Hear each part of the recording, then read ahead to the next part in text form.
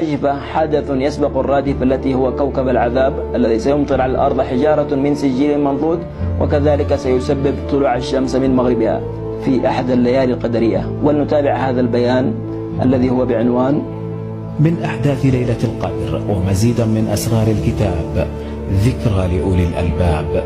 بسم الله الرحمن الرحيم، وسلام على المرسلين، والحمد لله رب العالمين. ويا فارس الحق، إذا اختل طول اليوم أكثر من 24 ساعة فهنا يأتي الإذن بالتقدير بالوقت، كما سوف تعلمون عند مرور كوكب العذاب في ليلة القدر في شهر ما.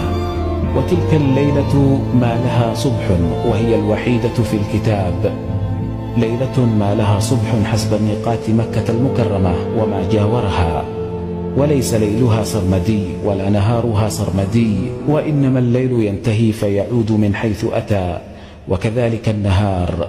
وإلى التفصيل، فاعلموا أحبتي في الله أن ليلة مرور كوكب العذاب يشتد التناوش والتجاذب بين الكوكب الأم التي هي أرض البشر وكوكب سقر، ومن ثم تبدأ الأرض بالتباطؤ في دورانها حول نفسها شيئا فشيئا.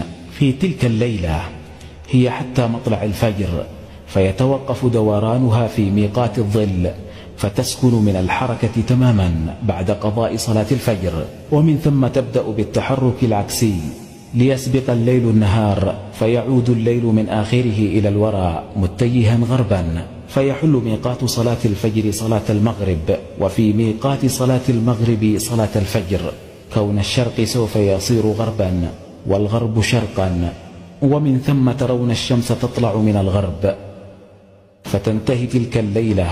وما أدراك ما ليلة القدر، ولم نحدد بأي شهر، وإلى الله ترجع الأمور. ولكن يا فارس الحق، إن الزمان لم يختل بعد حتى نفتي بالتقدير، ولا يزال طول اليوم 24 ساعة، فصبرا جميلا حتى يسكن الظل، تصديقا لقول الله تعالى: ألم تر إلى ربك كيف مد الظل، ولو شاء لجعله ساكنا، ثم جعلنا الشمس عليه دليلا، ثم قبضناه إلينا قبضا يسيرا. صدق الله العظيم.